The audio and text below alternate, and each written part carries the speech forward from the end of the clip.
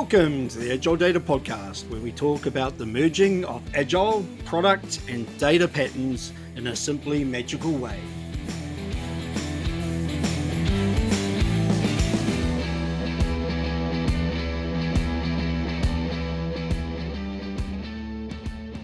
My first book, An Agile Data Guide to Information Product Canvas, is published on Amazon. If you hear your stakeholders say, "Hey, that's not what I wanted," and then you hear your team reply with, "But that's what you asked for," then you probably have a problem capturing data requirements. The Information Product Canvas is a pattern template that is a quick and simple way to solve that problem. Head over to agiledataguides.com and click on the Green Book link to buy a copy now.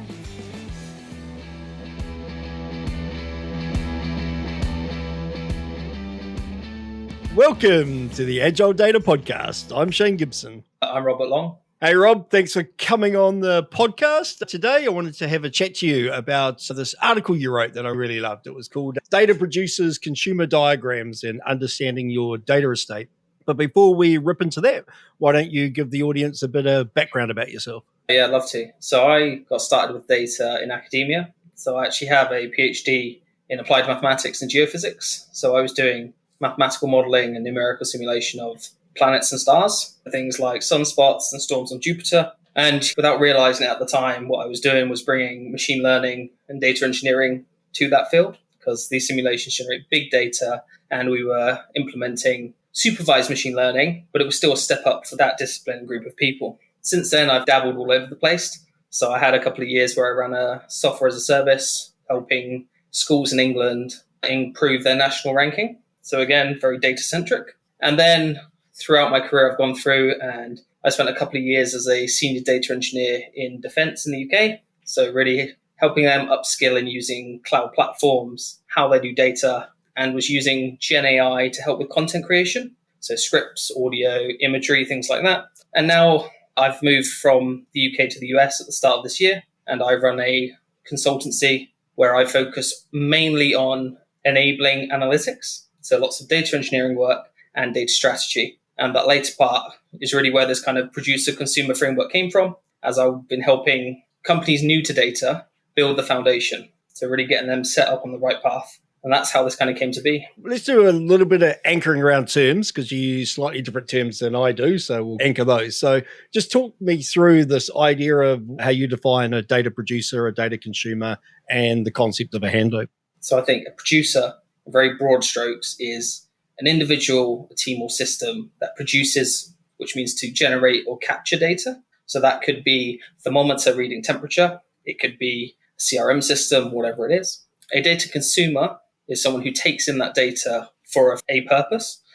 And so there you're thinking they need data to look a certain way so they can use it to answer certain questions. And then a handover is really this interface where the two meet. So that's where a producer is literally handing over, in this case, data to a consumer. And so there you might think about terms like data contracts, you might have quality checks, compliance, whatever it is. And so I build these networks on those three ideas, really. So the language I tend to use is, I was a great fan of a TEDx video called How to Make Toast, and it's around systems thinking. So very much the same. And he talks about nodes and links. So for me, I talk about nodes and links. A node is where a job is done, something happens, and then the link is the handover to another node. Data producer, in terms of data is created in a CRM, or a sensor is creating an event, that is a node. And when it moves to somewhere else to get worked on or consumed, there's a link to the next node. I'll jump between your terminology and my terminology all the way through, as I always do. So we've got this idea of producers, consumers, and handovers, or nodes and links. How do we use them? Why do we care? Where's the value? I think the value is really in unifying other things that already exist. So lots of companies, for instance, might have an organization chart, which gives you an almost vertical view of the roles or teams and where they sit. But as we know, lots of data work happens horizontally. So there, again, it's not to replace org charts, but it helps enrich them, because these producer-consumer diagrams are very workflow driven. We're trying to capture a flow from start to end. So that's one use case where it lets you overlay these different artifacts you already have. As I said, an org chart is typically representing people. You might have your architecture diagrams, which represent technology. You might have data lineage or flow diagrams, which capture how data is moving through these systems. And all of them, to some degree, you can represent as producers and consumers because they're either generating or using data. And so I think this is really powerful because it helps give you a unified view of your data estate. All of these artifacts are really good, but together they give you that workflow-driven kind of diagrams which help unify everyone and reduce organizational friction. I agree. I think the idea of using a map or a diagram to visualize a concept is really valuable as long as we don't overload it, we don't make it too complex in itself. So those maps should be as simple as possible. And so we can use it to map systems. We can, like you said, we can use it to map org charts. We can use it to map flow of data. We can use it to map data layers and the rules on each of those layers. We can use it to map team design. We can use it to map a flow of work. As you say, somebody works on something and then hands it off to somebody else who uses that. I think if we go back to some of the original data mesh thinking, there was this idea of input and output ports. So we're talking about that. Somebody does a bit of work and it gets handed over to somebody else who does another bit of work, and we're just visualizing that workflow with that flow. Is that how you see it? That's exactly it. Let's give an example, concrete example. Talk me through an example of one of these maps. Going through an example is really useful because there's also this concept of you can look at different granularities. And I showed diagrams of that in the article where at a very high level, you might just have your external system, which is producing data, and then you bring it internally into your architecture where you have your own processes for data. So there we've got the external being the producer, the internal being the consumer. But if we look more deeply internally, we might have a data preparation layer where we ingest, do quality, create our data models, and then the reporting function, which takes that middle block, which is now consuming data and producing data. So you get this cool thing of as you add nodes, things can turn from just being a producer to a producer consumer. And so I think that's an example where these networks are dynamic, but they also can have as much information as you want them to have. So to your point, at a very high level, you might want a very few number of nodes and keep it almost like a conceptual model. And then as you go down, you might want to get into the real nitty-gritty, detailed view to understand exactly, for instance, which technologies are doing what, which teams are responsible where, and things like that. I think the level of detail can vary. So, for example, if we think about layered data architectures, which have been around for donkeys, but are now hot and popular again because of the medallion architecture, we can have a very high-level map of nodes and links where there's 5. Source system, where it's produced, data's generated, bronze, silver, gold, and then the consumer. And that's only 5 nodes, and it tells a very simple story. Now, what we know as data people is there's a whole lot of extra complexity. Where's the data quality rules being applied? As the data contracts across each of those nodes? There's nodes within that whenever we get into silver, how we conforming data, how we mastering data, how we bringing in reference data, a whole lot of things. Where are we defining those metrics? So we can take that very simple diagram, and then with only the 5 nodes, and then we can break it down to even more detail when it makes sense. So we can present the same system with 2 different stories depending on who our audience is and the story that we want to tell. I think that's really powerful. That's exactly right. Is, as you said, you might want the data engineering team to understand what goes on within this layer, but your business analysts who are consuming at the end, they don't necessarily need to know, care, or even have access to the data that's there. And so that's exactly right. It's powerful because you can create variants very simply, which tell different stories for the audience, and it lets you, again, unify all those other bits as needed. One of the other ways we can use it is this idea of when there's a handover or when there's a link, what's actually involved. So what is handed over? Is it just a blob of data? Is it a blob of data with a schema? Is it a document? What does the person hand over to the next person? What does the producer hand over? And what does the consumer expect? What do they need to be handed over to them to do their step in that process? And a lot of people don't think about that. We don't bring in that lean system thinking to say, actually, where's waste in terms of the producer generates some stuff that's never used, but also waste because the consumer needs some information that's never provided. And now they've got to go and do all that work again and introduce that wasted effort that's already been done because nobody told them that it has been done or what it was. It plays into a bigger story of kind of, in a very ideal case, if everything's perfect, these are very unidirectional networks. You take data from source, process it, it's perfect, so it's consumed. In reality, it's more complex because you want to empower consumers at each handover to be able to report errors and feedback and say, you've given me this with a bunch of columns that I don't know what they are because they're undocumented or they're new in the API or for whatever reason. And so it's really important to have both the producer-driven flow, which is, in my mind, left to right, from source to target, but to have the feedback loops that go in the other direction. And so then you can have both the functional benefits of fixing errors quickly, knowing that they exist, what have you, but also from a very almost people level, remove some of the idea of playing the blame game, because you're no longer throwing things over the fence. It's about having well-defined processes so that everyone can work together to fix these problems. And I think that's really important. Yeah, and if we look at it again from that system thinking, we can have different lenses on what those processes are. So, for example, if we look at the flow of data, we can look at data contracts. And we can look at data contracts more than just system of capture to the people doing the data wrangling. And when we get it into that raw layer, we can actually have data contracts between every node and link. So if I'm transforming some data and creating a metric, what's the contract for that metric? Is there a standard YAML format? Is there certain descriptive metadata I've got to store? We can actually put data contracts in between each of those steps. If I look at way of working, we can bring out some of the patterns from Agile and Scrum where we can do definition of ready and definition of done. So the consumer can say, hey, if I don't get given these things, then you don't meet my definition of ready. Therefore, I'm not going to start work because I don't have the tools I need to do the job I need to do. As a producer, I can have a definition of done. Here's all the things I would expect myself or anybody else in my team to have done before I'm saying the work's done. It's ready to be handed off to the next node or the next consumer. So we can bring that idea of gates and patterns and pattern templates into both the way the data works, the way our data platforms work, and the way our teams work. Exactly that. And that's why I really like this idea. And I think that it's always going to come up, like the idea of data contracts, which is that acceptance criteria between producer consumers for data sets effectively. But producer consumers are really important for telling you what needs to go into a data contract, because it's far more than just technical, as you said. If the analysts are receiving data from an engineering team, they need and expect a certain level of documentation, formats, whatever it is. And so it's really about removing friction and unifying those requirements and expectations from both sides. So that's exactly why I really like these as a framework to use. And I think one of the things about data contracts is everybody looks at it from a technical point of view. They look at it as what is the schema, what is the field type, what is the grain, but they forget the actual word contract, which basically means an agreement between two parties.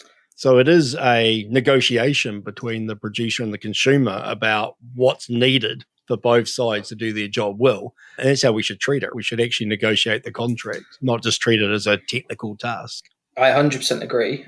And I think that's probably improving. But at least in lots of cases I've seen, data contracts are taken to be technical and not have the surrounding pieces, which I think I agree with you, they're missing. I've never seen a data contract that has the level of documentation involved in the handover, unless it was an API contract, which is in theory self-documenting. But we don't put APIs between our bronze, silver, and gold layers. We should probably. We should definitely put contracts in between each of those moving parts. We don't put data contracts in between the way we capture requirements as a business analyst and hand them off to a data team if we're running separate teams that do requirements gathering and a separate team that doing build, which, again, I don't actually suggest you do. Put them in the same team solves a whole lot of problems. So one of the other things you've done is you've used that idea of consumers and producers to actually map it to tools and technologies that are being used. So just want to talk us through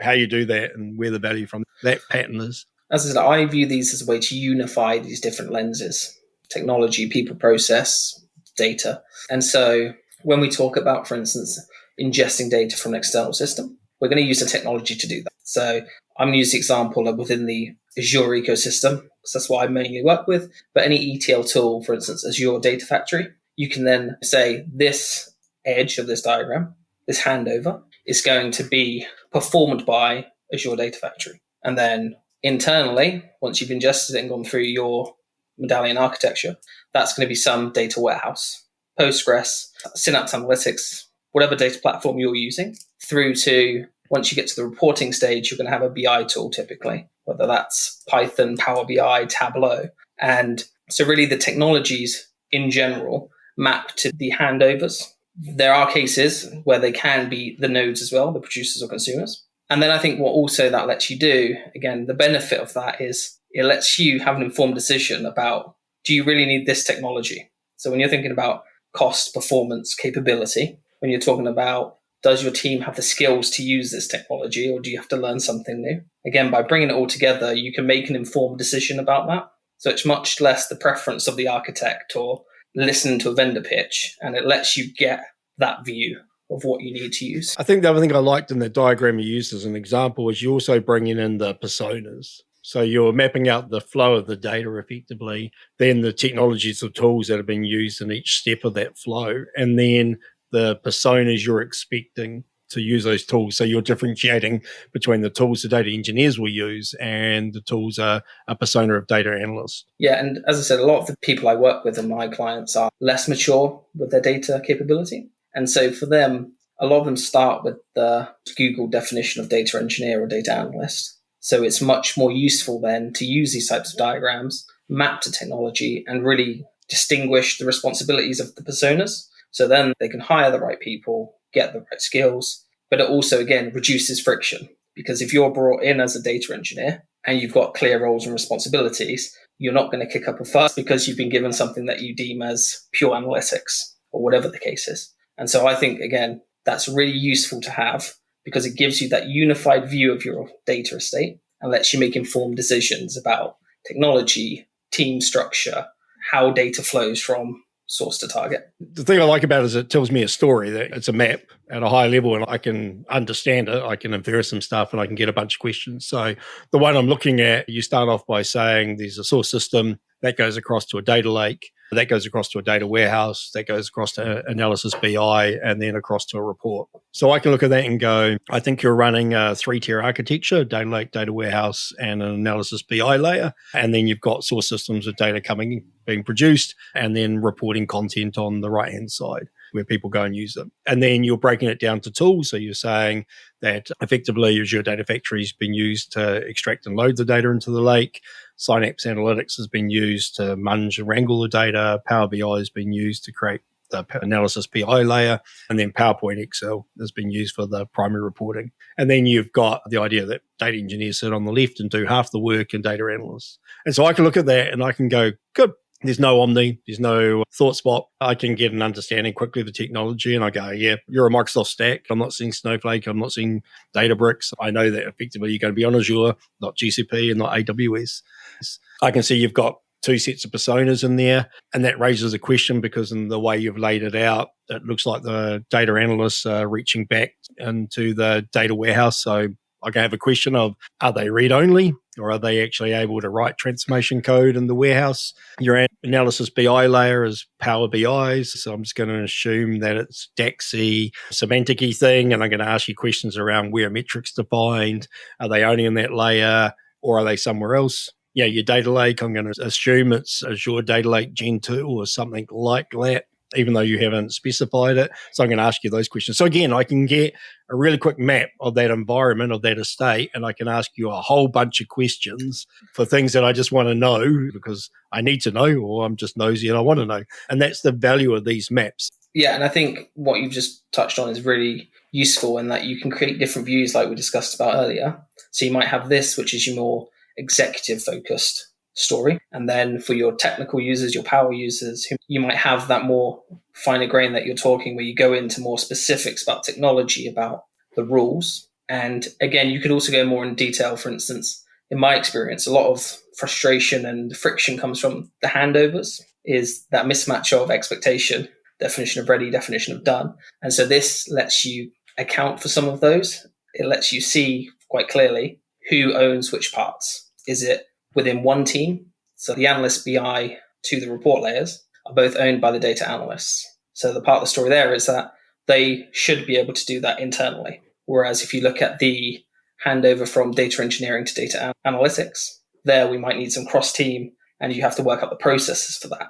But again, you're informed of that with this diagram, so you can start to flesh out how that's going to work, who's responsible for what, how communication happens, if it's a Slack conversation, a Jira ticket, whatever you want to use for that kind of problem tracking. The extra layers of information you can get when you go to finer granularity. And I think it's that idea of a boundary, because my eye is naturally creating boundaries and saying these things, these nodes, these links are in the boundary of a data analyst, and these other ones are in the boundary of an engineer. And now I'm going to worry about where the boundaries look weird to me, or where there's the touching of the boundaries or an overlap of the boundary. One of the things you do, though, when you diagram this is you're effectively bucketing, putting together the consumer and the producer node with no line. And I'm assuming that's your visual way of saying that a person consumes something and then produces something, and that in my head is within the node before they hand off to somebody else. Is that just a visual style of the way you do it? It is. So it was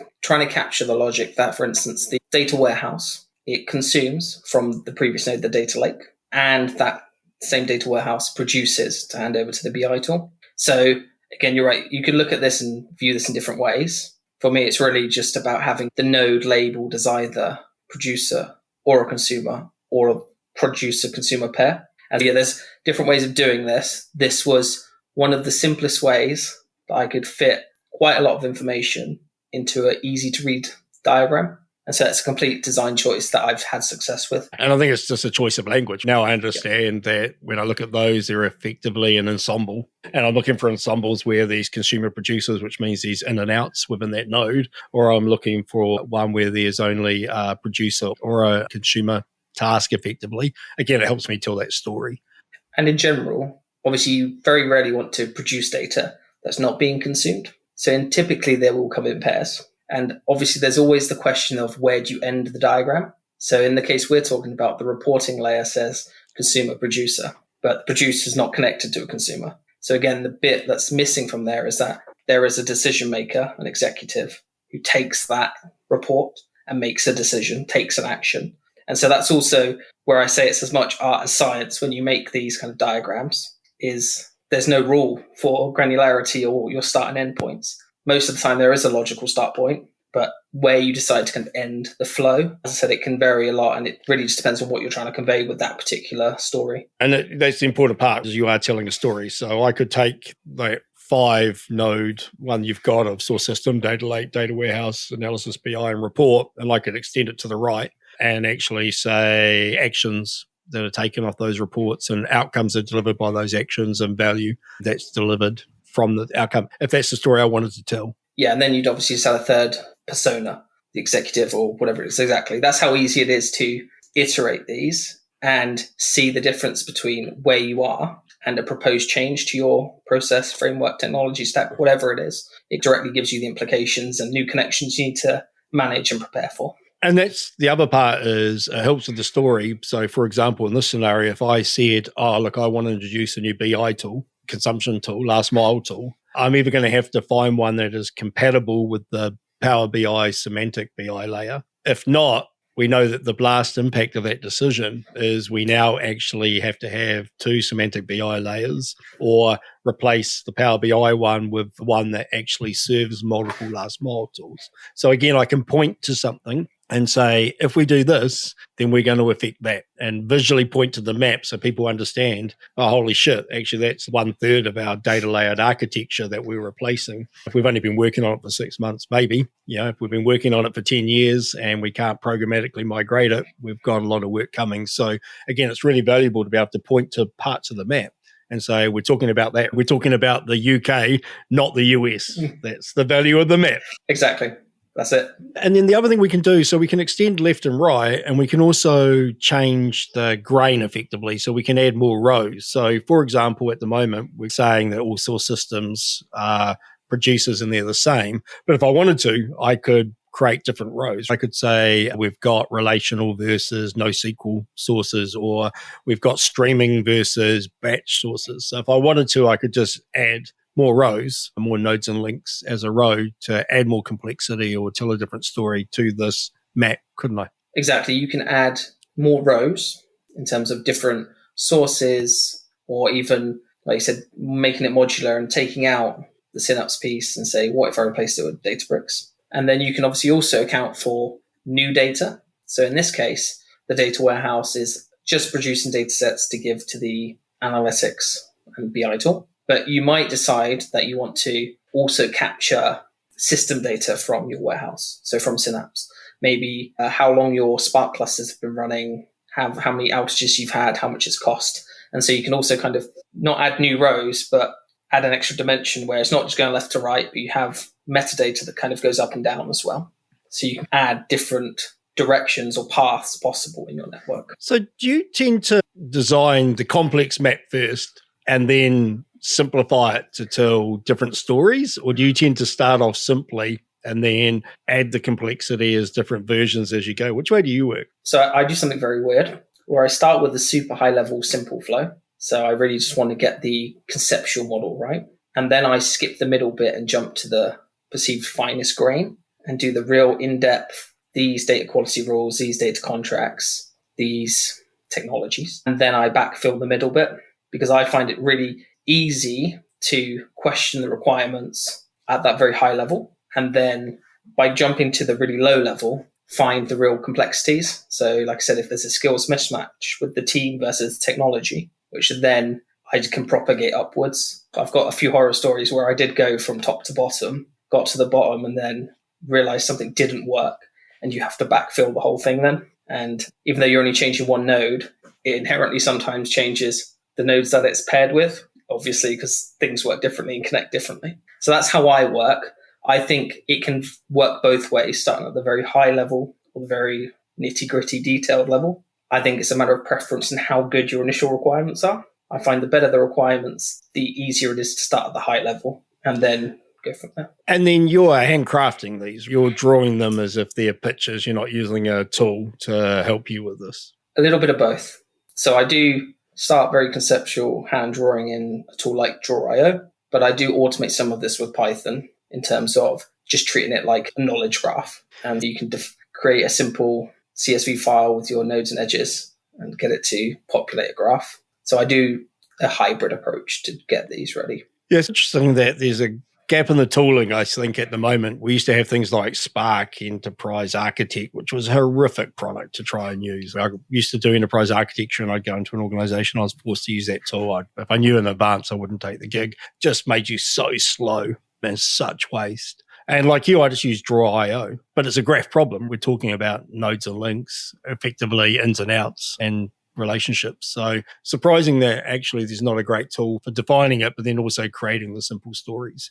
I think the closest I've seen is Mermaid.js. So it's diagramming as code. So it works, but you just don't get the customization to make it more user-friendly. So it's great for spinning up dirty diagrams that a technical team would love. But to sell this to an exec, it falls short, exactly as you're talking about. You're telling a story, so therefore it helps if the story's attractive to look at, not ugly. And I've done ones where I've used some of the LLMs. So I'll put it in as a CSV, get it to give me the mermaid syntax, and then put it into a mermaid viewer. But it's ugly. It tells a story, but not in the most attractive way. I think the other thing is, again, overcomplicating at your risk. So if you can keep it left to right, in an English-speaking country, people will understand it. As soon as you start branching off to if, then, else statements where you're coming along and you got to go up or down, and again, that just increases the complexity of the diagram and the story you're telling. So if that's the story you need to tell, then do it. I think the other thing is how many lenses or dimensions you bring to it.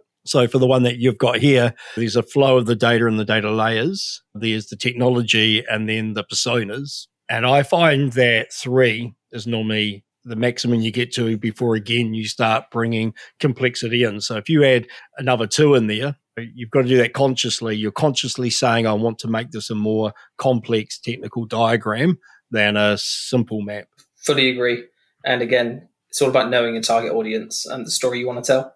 So again, I think these are not your super technical architecture diagrams, and they're not meant to replace them. They're meant to complement them by giving a view which is consumable by your executive team, your managers, whomever else, decision makers who don't know what the icon for Databricks is, for instance. So when you show them an architecture diagram with networks and tool-specific icons, it's noise. And this is about almost filtering that into something useful for that audience. One of the ways I use this nodes and link format and this idea of maps is as a workshop with data and analytics teams when we want to change the way they work. So the way it works is I get the team together I basically put something on the left and something on the right, either on a wall if it's in person or on a virtual whiteboard if it's not. So an example would be data sources on the left, information consumers on the right. And I asked them just to brain dump all the data sources on the left and brain dump all the people that use whatever you produce on the right. So start getting a bit of a map. And then I say to them, just use some stickies and do a node, for everything that you do to get the data from that left to that right. It's always interesting. So some people do very high level stickies. Some people do very detailed at this stage. I don't care. I don't give them any boundaries. And then once they've done that, I get them to group those stickies together. So effectively, where you're doing the same task, put it in the same area. So your idea of where it's in and out, and it looks like it's the same. And from there, we now have a flow of work. I can get them to use the dot pattern to say, where do you think it's broken? Where do you want to invest in change? And a whole lot of other things. But I find it a really quick way of getting a team to document their processes without endless interviews and documentation. And also, it's really interesting when a leader sits in the room and they use the words, but that's not how we do it, right? We do this. And the team just laugh at them and go, no, this is always how we do it. Or when you have two teams that actually have completely different processes, there's some things that are shared and there's some things that aren't. Kind of looking at it from that lens, give me some examples of how you actually create these diagrams. Is it just you? Have you ever done it in a teaming environment? So there's two ways I've had good success. One is where I've been brought in as a almost contractor. And so they've given me the requirements and a few hours of someone's time. So I go through the requirements with them and then create this myself. And then the value is really in the playback and discussion session. But like you, I've also had success doing a whiteboard activity where we just go through with maybe one of the data teams, the kind of technical hands-on person, to create the flow. And then we go with their manager independently to create the flow. Then we go with the exec level and create the flow. And then you get, like you said, very different viewpoints of how they think things are working. And that's how you get real change at a process level, because it's not what people thought it was. And so I've had great success with that. And then it tends to end with a session where we all come together, put them all up and go through and discuss differences, similarities. And often we come up with a new truth, which is then the one that's adopted and implemented. So it's normally some Frankenstein's monster of all of them, but it turns out that's the one that's useful, because it brings together the different views people have and brings together the best of each way of working. And so that's really where I think the best lessons learned are, and how you actually make change using this as a tool. And I can imagine when you're doing that, again, now you've got, say, 3 maps, right, to keep it really simple. So Yep. the 3 expectations of how the system works. To help get agreement, you can point to parts of the map. You can point to the executive part of the map where it's got the word AI agent, and you can say nowhere in the other 2 maps does it have any idea of LLMs or agentic behavior. So we need investment. We need to add that node because it's just missing. We're not investing in that right now. So by pointing to things in the maps, you can get agreement to add things, and then you can get agreement to take things away, I'm assuming. Yep, exactly that. And another similar example is where you might just need to end up updating their business glossary. So it might just be, and this is a real case, where the IC, so the technical contributor versus the executive, had different definitions of data set. And so their flows look very different. And it's just because data set was taken for granted to mean data set. And there we just went into the business glossary,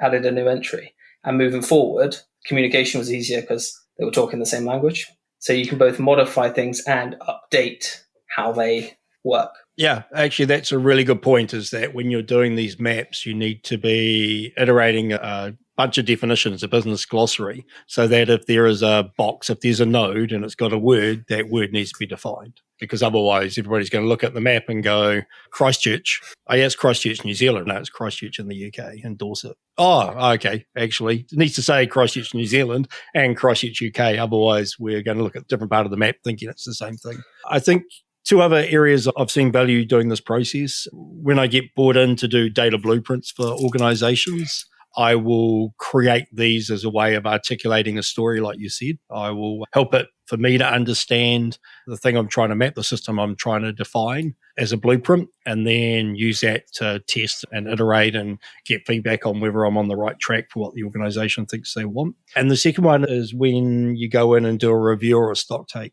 I do exactly what you said as well. I will talk to the technical people and get them to help me draw the nodes and links diagram or get them to do it. And then I'll go read the technical documentation, the solution design, any documentation, and see how well it conforms to their understanding, because that means one of two things. The documentation's out of date, which is typically the case, or the people have an impression of how the system's working, but that's not actually what's happening. So those two use cases for this pattern I found is really valuable as well. Yeah, I think we've got a very shared experience with those. The last one which just came to mind was there's an educational piece, which is really interesting in that when we talk about these nodes and edges, producers, consumers, as I said, I like to use them for different use cases. But for instance, executive level people may not know what a data flow diagram or data lineage is.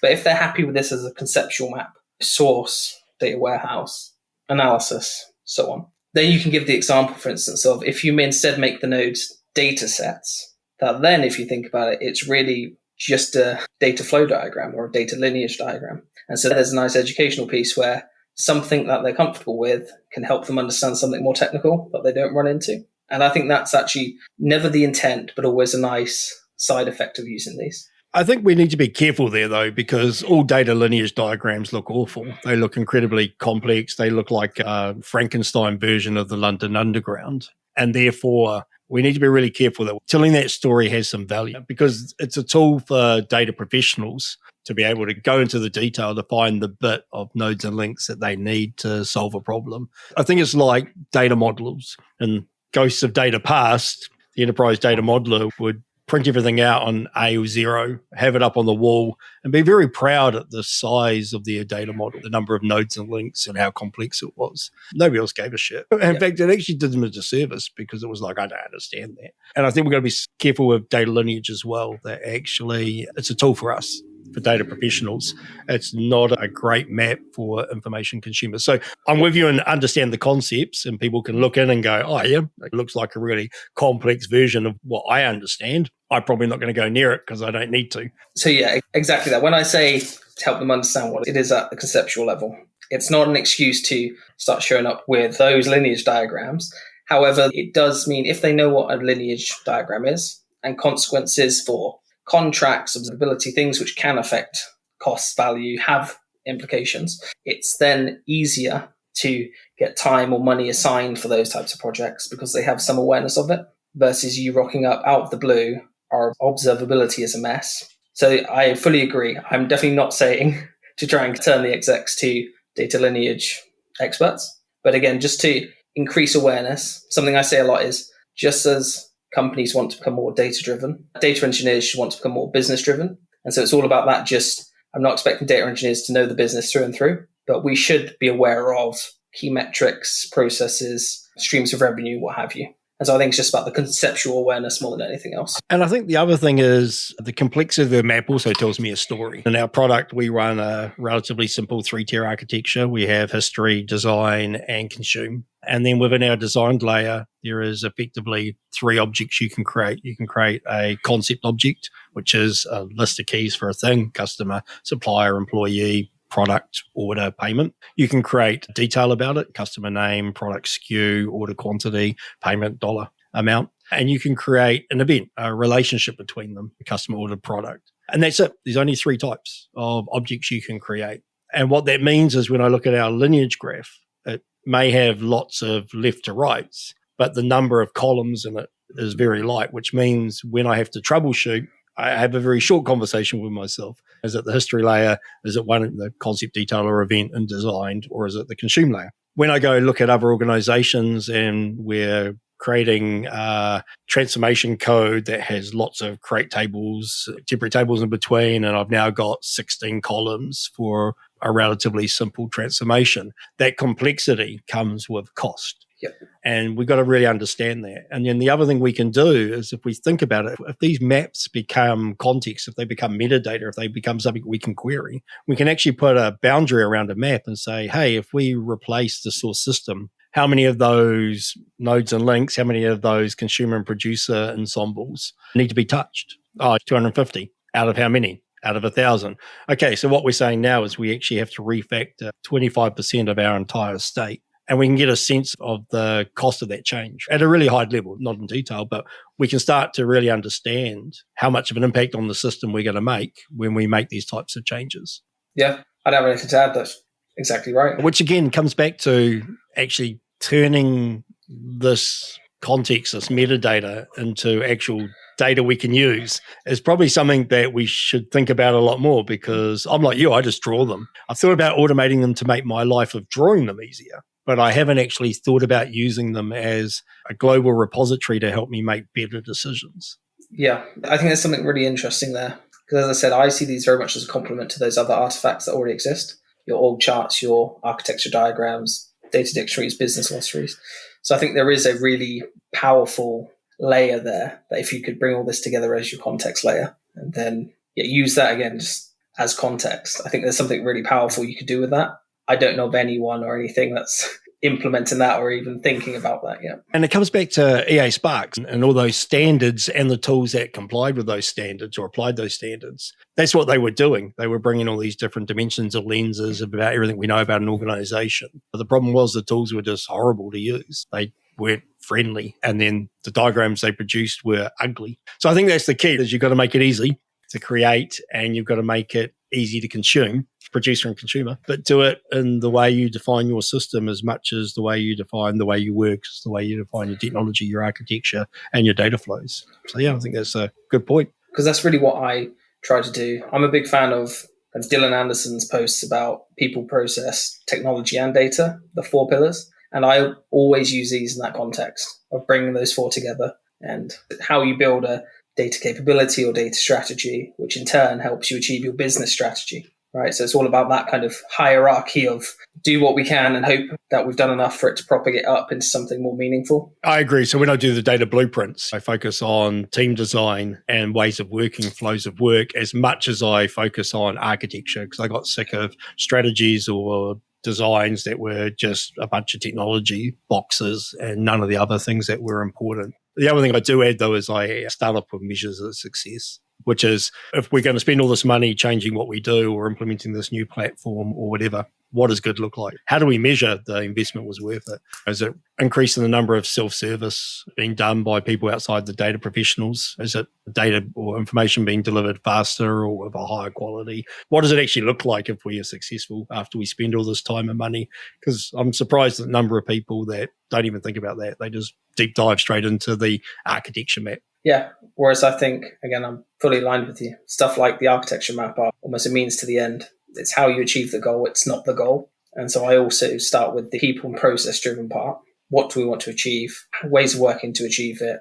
How do we know we're successful? And then, as I said, things like then your team design or responsibilities, they then inform my architecture choices a lot of times. I'm never going to suggest to someone who's got 2 data people on their team to try and pick up, enterprise level data platform plus storage plus BI or whatever the case is. It's all about almost the minimal system to achieve the goal and to hit success. And that's, again, why I think this just helps my thought process. Keep it simple, keep it tractable, just have impact versus bells and whistles, which you can always add on later as and when you need them. Yeah, and again, I go back to that diagram you did. I can also see ways of identifying who we're going to hire. And the one that you drew talks about Power BI being as the semantic BI layer, PowerPoint Excel being as the primary reporting last mile tool. Then you're going to hire analysts that are used to using GUIs, draggy droppy, those types of things, maybe a lot of Excel, which makes sense going back to the DAX formulas.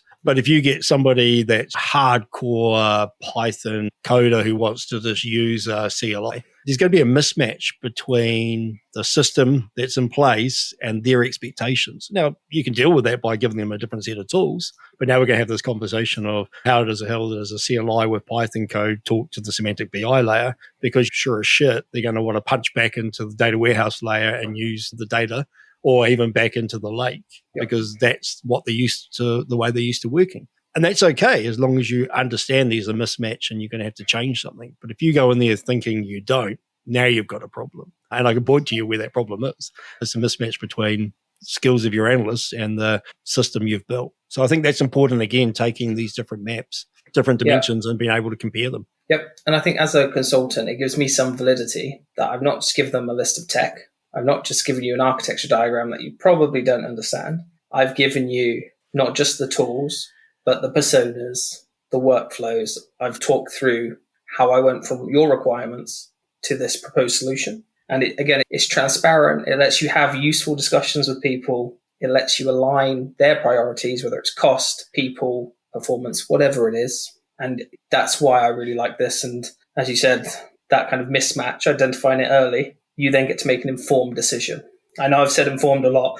That's what these diagrams give you. They give you informed decisions from the start before you're too committed to anything. And it's also a decision that can be challenged because, again, I can point to a box. I can point to a node, I can point to an ensemble, I can point to a line, I can point to a consumer producer peer and say, that doesn't make sense to me. I can point to a handoff and say, that looks like it's missing something, or that handoff looks like it's waste. I can now start to challenge some of those informed decisions with an informed opinion. And I think that's important. Again, it becomes less conjecture. Still an opinion, but I can actually try and get some clarity on where I'm disagreeing. Yeah, it gives you the scaffolding for meaningful conversation and decision making. It's less about opinions or people. There's still opinions, but it's less about opinions without context and more about how opinions fit into a workflow, which involves technology, people, data, all the different parts. Yeah, so I fully agree. What I remember back in the Ghost of Data Past, when we were doing big requirements up front. So I used to hate it. Every now and again, there'll be one of these mega projects, transformational things, and you used to get a list of requirements and number the bloody things. And that was effectively the input into any of your system plans and your blueprints. And I used to map the requirements to the nodes. So this node supports requirements 54B, 27Cs. It helped mitigate some of the arguments that where did this come from, but I'm not sure the juice was worth the squeeze. I kind of found it waste. What about you? Do you actually map any of these back to requirement statements? It depends on the level of the requirement statement. So I definitely don't religiously apply it to all of them, but I think they are the requirements in general give me the context. And that's how I treat it in general. If the requirement is you need to ingest data from system A, that informs some choices. If your requirement is less specific and a bit more hand-wavy or conceptual, then I'm definitely not going to slog to try and assign it to a node. I'm going to use it as broad context so that then when the discussion comes up, I can describe my choices in context of that, but that's it. So I think, like you, in the early days, because this came from experience, the reason why I'm attached to this idea is I was working a job where none of this was in place.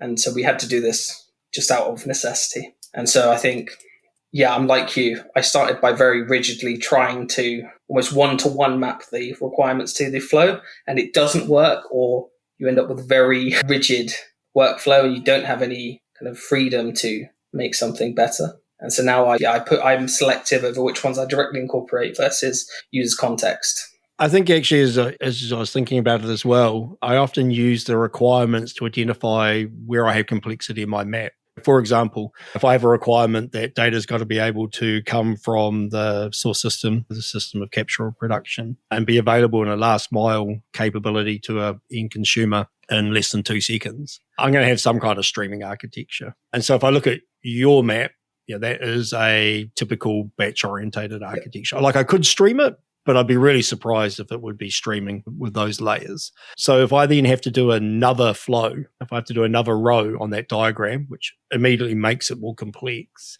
and that's only so I can stream, then I got to justify where that came from. And then potentially I could re-architect the layered architecture you have to be stream only if it meets every other requirement. But now I can go back to what's forcing me to have that complexity. And is there any way I can remove the complexity without introducing more complexity? Because sometimes having only one row means it's trying to do too many things. And therefore it's even more complex. You're just hiding it.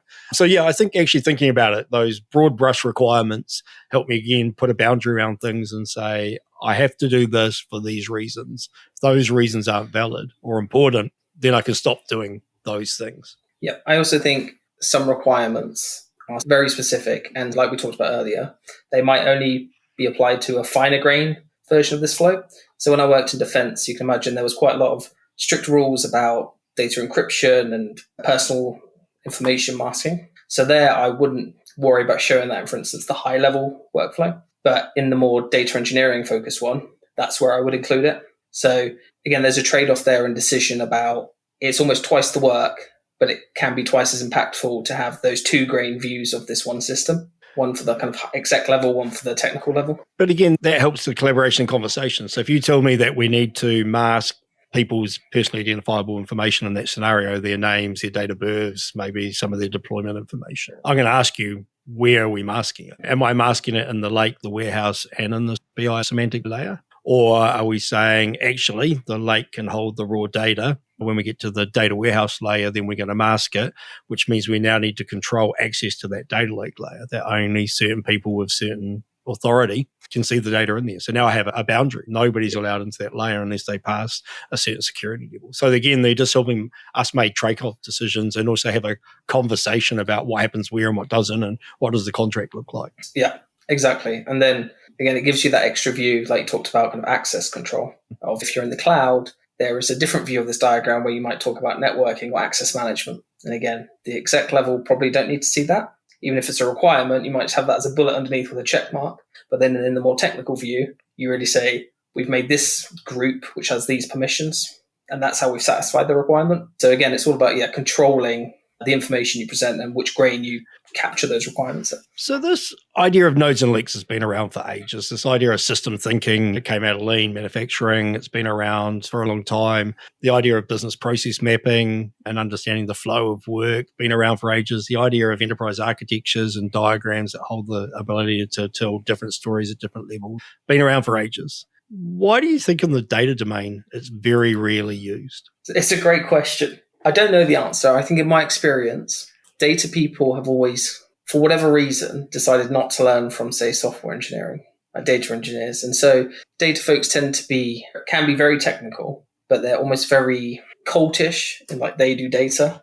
And I think there's very few people, relative to the number of data folks, who actually understand the business and how processes work and how to communicate that. So I think one of the biggest things I learned from academia that I've brought to my career is communication, is presenting to multidisciplinary audiences. And I think that's something that is just skipped if you go from undergraduate degree to an internship, and that piece of learning is missed a lot of the time. And so I'm not saying that's the only or the main reason, but it's a practical reason I think that I've seen in my career that prevents this kind of thing from picking up traction. I think we segment the work into hyper-specialization, and then we start at the lowest level. So we introduce the idea of a data engineer that's going to write code using Scala, or we bring in that you're going to be an analytics engineer that's going to write a model in dbt. And we don't teach end-to-end system thinking as a framework, as a set of patterns that you've got to understand first before you can go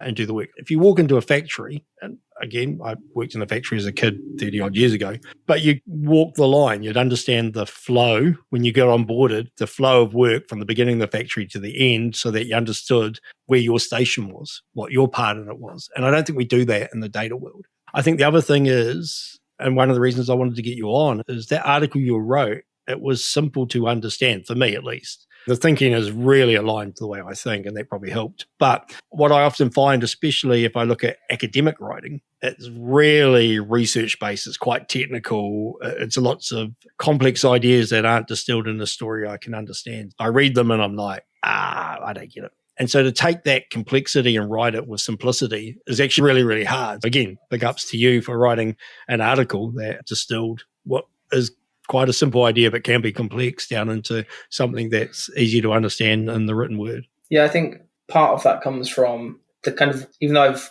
jumped fields a lot in my career, the one consistent has been an interest in mentoring and developing others. And so to do that, you really need to be able to make information accessible, whether that's just choosing the right type of diagram, using the right vocabulary, whatever it is. So a lot of these ideas that I'm drawn to, it's often something which I've not seen someone else explain quite simply. So I take up the challenge to do it because I think it has value to. Even if only 2 or 3 people read that and say, I now get it, I'm happy with that. That's worth it. But I think that kind of thinking, as you said, the systems thinking, the context, being able to understand how these systems come together, the modular parts that they're made up of, and then how to communicate that not just between technical teams, so not just between data engineers, but also data engineers and data analysts, but also data engineers with managers, with C-suite. That is, I think, one of the biggest gaps. And especially now with lots of buzz that you see about we don't need junior engineers, there's not just a technical deficit there, just because you can outsource some work to LLMs. There is a real issue of new starters not picking up, in quotes, the soft skills, communication skills, and learn how from the start to talk about these ideas, to communicate these ideas. And I think that's something which is a concern for me, and something which podcasts like this, I think, do a really good job of starting to address the gap, of giving people another avenue to learn something like this quite easily. Yeah, I think there's the whole argument right now about the role of the junior or the role of the senior when we all get 10x. It's going to be interesting because I think education has to change, because the skills that we learn, the technical skills of how to code, are going to be supported by the tools of the future, which actually just leaves us the system problem. Actually understanding how to daisy chain those tools and that code together to become far more valuable. But just go back to that writing process. I find it relatively easy to write complex words. I can just brain dump and I can just write lots of complex stuff. But to then refine it down into something that is clear and simple and reduces the complexity and increases the cognition when you're reading it, I find that the hard effort. That's where I've really got to focus and iterate time and time again and spend my time. Is that what you find? Or is it like the way you do your diagrams, you find it slightly different in terms of the process you use? No, I think it's quite similar. Again, from my academic work, I would write quite technical scientific papers, but then I would convert those into PowerPoint presentations for conference presentations and stuff. And so I treat writing stuff like this the same way. I go from a technical idea that I understand, and then I always start by creating the diagrams that capture what I'm thinking. And then the words, I can just naturally fit around that. Because once I have the core concepts in images, I can just walk through the process of what do you need to know to understand this image? And then what do I want you to take away from this image? And so that's always my writing process of taking something complex and making it more accessible. I think, again, that idea of writing some complex words and then drawing yourself a simple map and see what's missing or what needs to be added, that helps, that visual to written and back and forward. That's why I always have a notepad on my desk, because I always find, even if I'm reading or learning something, if I can draw it out, I can understand it, because I'm a very visual learner, like you said, I think. So, yeah, that's how I go through this. So if people want to follow you and read what you're writing and get some more of these cool ideas, these cool patterns in a way that's simple to understand, how do they find you? So the two best places to find me are on LinkedIn. So Robert S. Long, I think is my handle, and on Substack at Long Last Analytics. So that's the name of my consultancy. My surname's Long, and I like cheesy things. So I like the at long last, I've solved your problem aspect. So that's where you can find me. Yeah, I've been reading your stuff for a little while, and before you mentioned that, I only just got the joke. As we were doing this podcast, I was like, actually, hold on, that's your last name. So well done there. I like cheesy as well, but normally I pick it up a lot quicker than that. Excellent. All right. Anybody wants to read what Rob's writing, go to at Long Last Analytics on Substack. Hook him up on LinkedIn. Otherwise, I hope everybody has a simply magical day.